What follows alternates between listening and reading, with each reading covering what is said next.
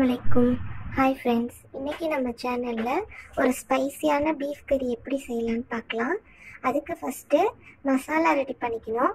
ஒரு பவுலில் 2 table spoon கெட்டியான தயிர், அதில் ஒரு 1/4 டீஸ்பூன் மஞ்சத்தூள், அப்புறம் 2 table spoon garam masala add பண்ணியிருக்கிறேன். இது எல்லாத்தையும் கொஞ்சமாக தண்ணி ஆட் பண்ணி நல்லா திக்காக கரைச்சி வச்சுக்கலாம், ஒரு பேஸ்ட் மாதிரி.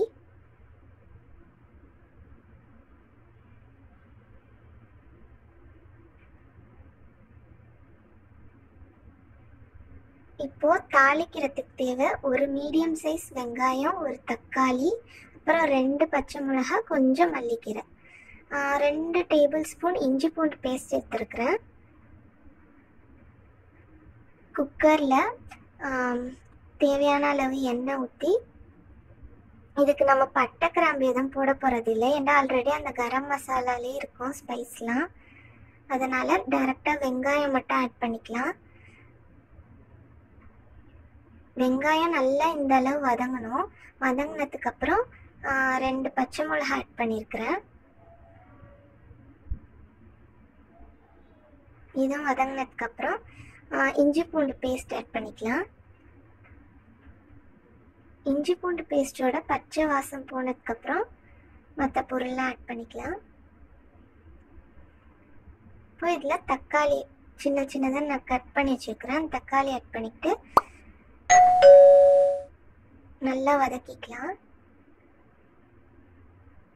இந்த வெங்காயம் தக்காளி வதங்குறதுக்கு கொஞ்சமாக தேவையான அளவு உப்பு ஆட் பண்ணிக்கிறேன்.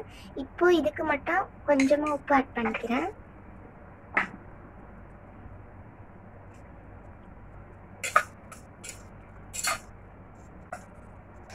இதெல்லாம் இந்த அளவு நல்லா வதங்கி வச்சு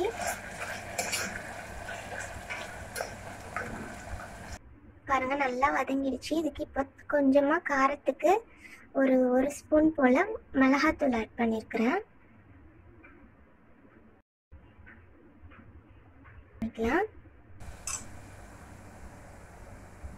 இது எல்லாத்தையும் நல்லா வதக்கிட்டு, நான் இதுக்கு இன்னைக்கு 1/2 கிலோ போல் பீஃப் எடுத்துருக்கிறேன். அதை இதை நல்லா கிளறி விட்டு இதில் கொஞ்சம் எண்ணெய் பிரிஞ்சு வந்ததுக்கப்புறம் நம்ம அந்த மசாலா பேஸ்ட் இதில் ஆட் பண்ண போகிறோம்.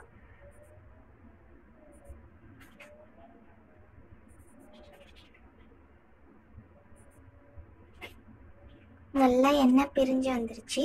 இப்போ இந்த மசாலாவை இதில் ஆட் பண்ணிக்கலாம்.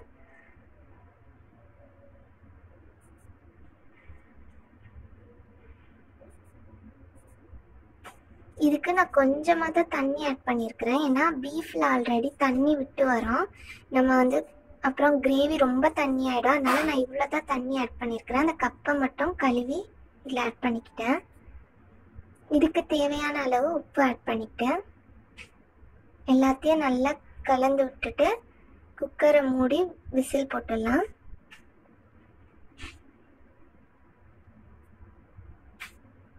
நான் ஒரு 4 விசில் 5 விசில் வரைக்கும் போட்டிருக்கிறேன்.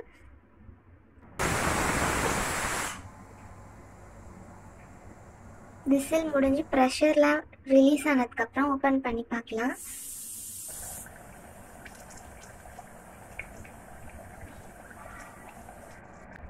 நல்லா எண்ணெய் பிரிஞ்சு கரெக்டாக இருக்குது. நான் எனக்கு இன்னும் கொஞ்சம் திக்காக வேணும்னு சொல்லிட்டு நான் கொஞ்சம் வத்த வச்சுருக்கேன். அடுப்பு ஆன் பண்ணி நல்லா வத்தினதுக்கப்புறம் ஒரு 1/4 கப்பு போல் கெட்டியான தேங்காய் பால் ஆட் பண்ணிக்கிறேன்.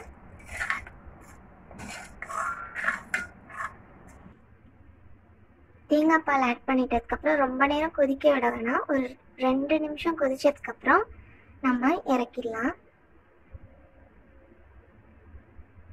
லைட்டாக நான் மல்லிக்கீரை மட்டும் கார்னிஷிங்காக போட்டிருக்கேன்.